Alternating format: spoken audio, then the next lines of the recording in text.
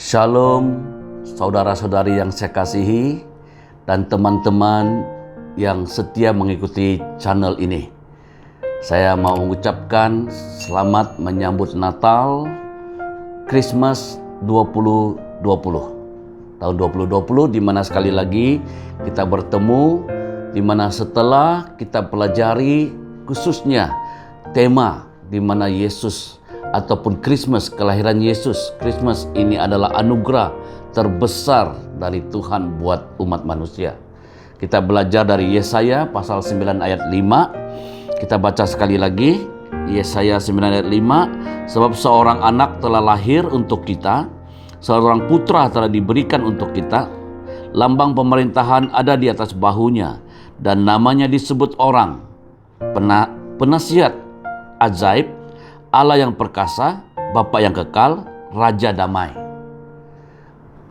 Nabi Yesaya bernubuat ada 4 nama disebut orang, yaitu karakter ataupun kepribadian Yesus Kristus yang akan lahir ya ke bumi di Bethlehem di Israel kira-kira 2000 tahun yang lalu. Nah, Yesaya bernubuat itu sekitar 700 tahun sebelum Yesus lahir. Ya. Dan akhirnya digenapi di mana Yesus datang kira-kira 2000 tahun yang lalu lahir di Bethlehem.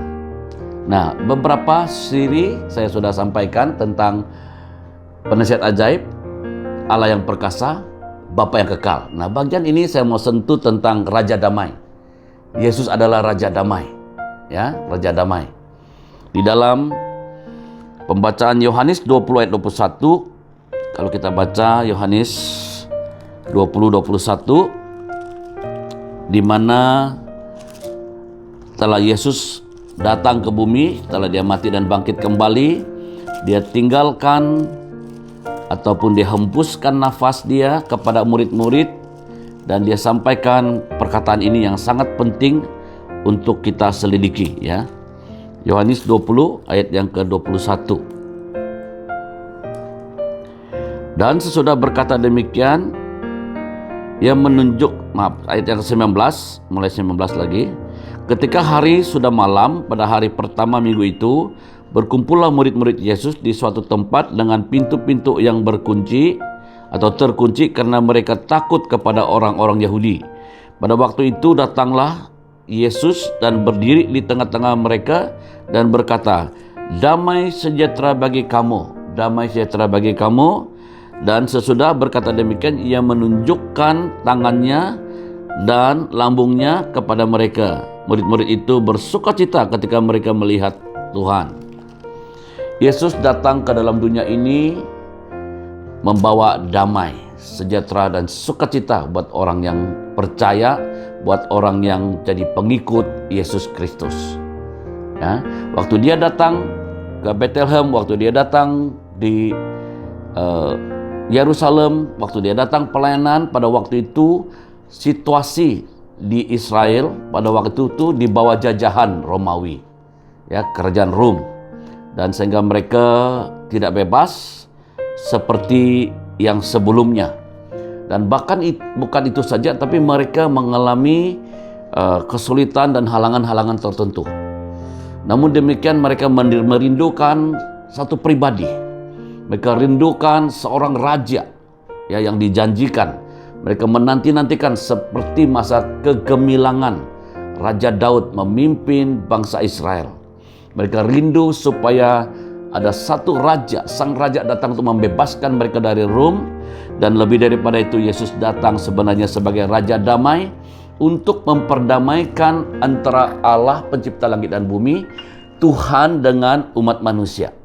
Di mana manusia telah berdosa, manusia telah hilang kemuliaan Allah, manusia sudah jauh dari Tuhan. Akibat dari dosa Adam dan Hawa, semua manusia ikut di dalam dosa keturunan.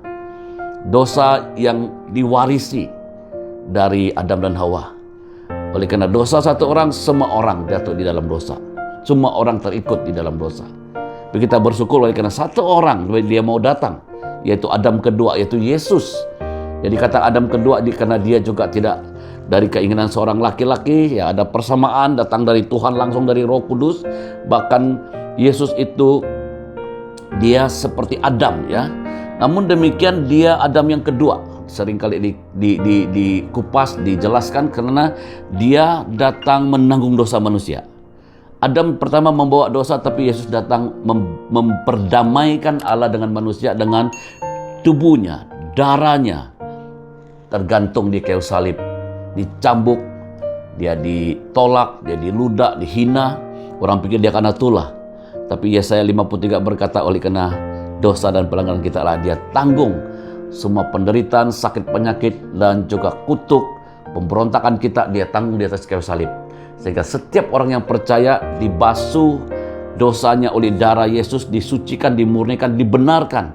Sehingga bagi Tuhan pencipta langit dan bumi melihat Anda dan saya yang sudah percaya, yang sudah lahir baru, yang sudah mengaku dosa, yang sudah jadi pengikut Yesus, kita sudah dimurnikan, disucikan, diperdamaikan dengan Allah, diperdamaikan dengan Tuhan. Dan Tuhan juga mau kita supaya diperdamaikan antara sesama manusia. Karena dia Raja Damai. Dia King of Peace, ya, Prince of Peace. Dia Tuhan, dia Raja yang akan membawa perdamaian di muka bumi ini. Maka waktu dia setelah mati dan bangkit kembali pun dia masih berkata, damai sejahtera bagi kamu. Dia tinggalkan damai sejahtera itu tidak sama dengan dunia beri.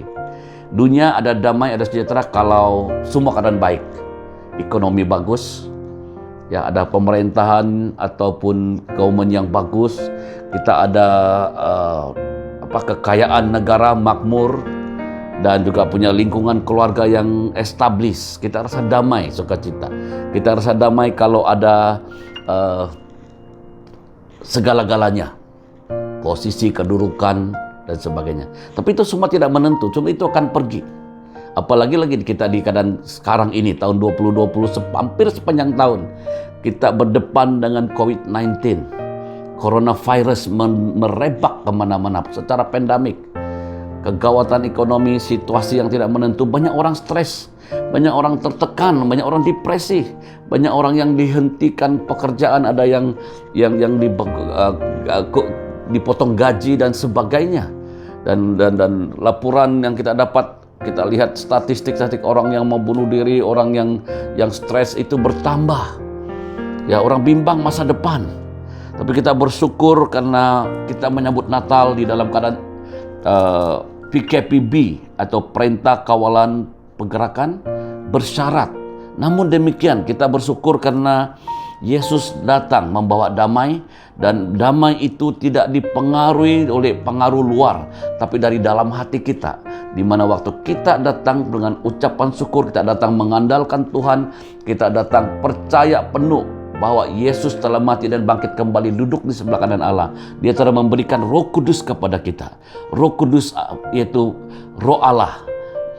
Buah-buah roh yaitu kasih, damai sejahtera dan sukacita, kesabaran, panjang sabar, kemurahan, kebaikan, kelemah lembutan, dan penguasaan diri.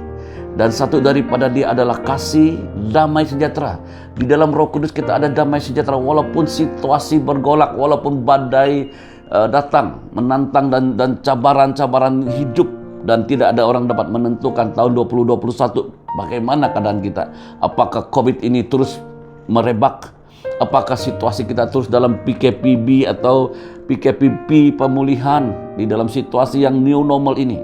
Tapi ada satu jaminan di dalam Roma 14 ayat yang ke-17. Roma 14 ayat yang ke-17, sebab kerjaan Allah bukan soal makanan dan minuman, tetapi soal kebenaran, damai sejahtera, dan sukacita oleh Roh Kudus. Yesus datang dan dia lahir, dia hidup, dan sampai dia mati di kayu salib. Dia bangkit dan dia tinggalkan damai sejahtera buat kita. Dia jamin setiap orang yang percaya, apapun situasi kondisi kita, walaupun besok lusa tidak menentu, tapi ada satu kepastian, Raja Damai Yesus datang. Dia katakan, berdoalah demikian, Bapa kami yang di sorga, dikuduskanlah namamu, datanglah kerajaan-mu, jadilah kehendak-mu di bumi seperti di sorga. Matius 6 ayat 9 dan 10. Mari kita terus datang dan seringkali berdoa, seringkali mengharap, mengandalkan Tuhan, tinggal dalam kerajaan Allah, tinggal dalam hadirat Tuhan terus menerus, memegang janji-janji firman Tuhan, menyambut Natal 2020 di tahun 2020 ini. Kita tetap tenang, tetap damai dan sukacita, karena Raja Damai telah lahir, Raja Damai telah datang, Raja Damai telah mati dan bangkit kembali untuk kita semua, yaitu Yesus Kristus. Dan dia berjanji akan datang kedua kalinya. Dia berjanji akan memberikan kita Roh Kudus yang akan memimpin kita kepada seluruh kebenaran. Dan Roh Kudus ini, kata firman Tuhan, memberi kita sukacita, damai sejahtera di dalam kerajaan Allah. Sambutlah Natal, sambutlah Raja Damai, yaitu Yesus Kristus. Shalom, Merry Christmas, selamat hari Natal. Tuhan Yesus memberkati, Raja Damai menyertaimu. Amin.